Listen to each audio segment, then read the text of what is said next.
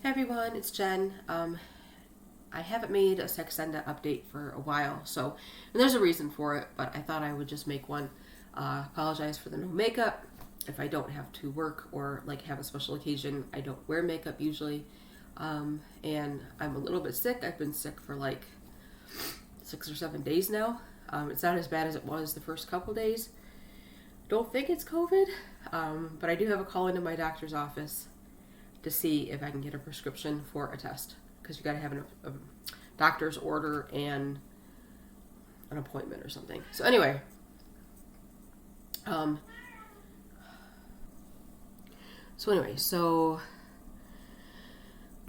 where do I want to start? Or I guess I'll just start with the stats.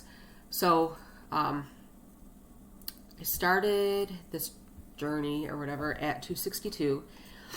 Today I weighed in at 251.4. So, and I started on November 21st, I think. So in about 6 weeks, roundabout, I've lost 11 pounds. So I'm fine with that.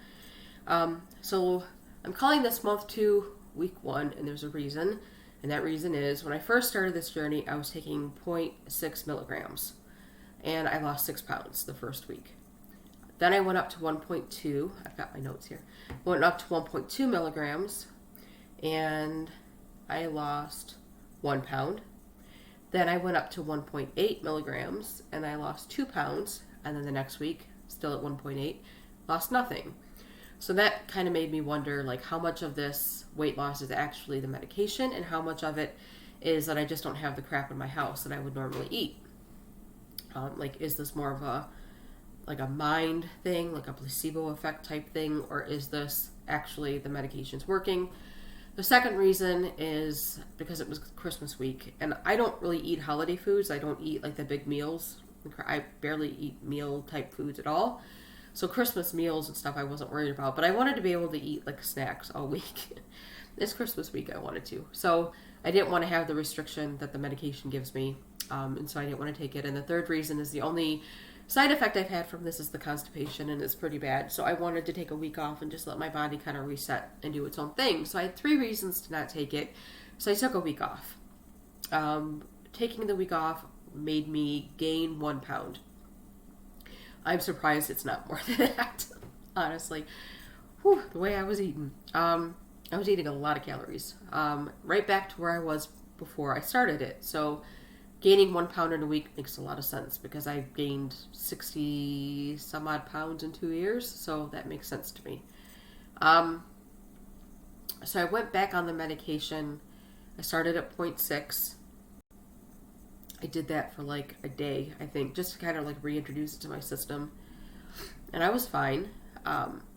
It hindered my calorie intake a little bit, but not a whole lot.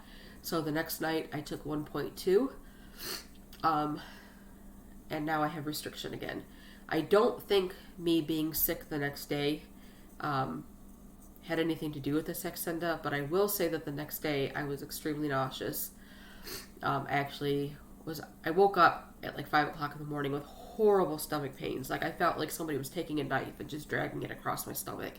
It hurt so bad I kept waking up. And then I've been lightheaded and dizzy for over a year now, just randomly, so I have to go see a neurologist about that. But that was pretty bad, and I didn't have a fever or anything, but I felt congested.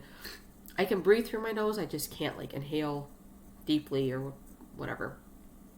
So anyway, I didn't feel great, but I thought I'll just go to work because we're working mostly from home, but every once in a while I have to go into the office, and so it was my only day to go in the office. I thought I would just go, and I ended up having to pull over on the freeway because I had to throw up. And that never happens. I don't get sick. I get sick if I dumping syndrome because I've eaten too much sugar and crap, but all I did was take 1 drink of my protein shake, and I was not having it. So I ended up going home, and I slept a majority of the day. So I don't think it has anything to do with the Saxenda. I just think that's happened to be when I got sick. So this week, obviously, being at 1.2, sorry, I gotta get back into my phone.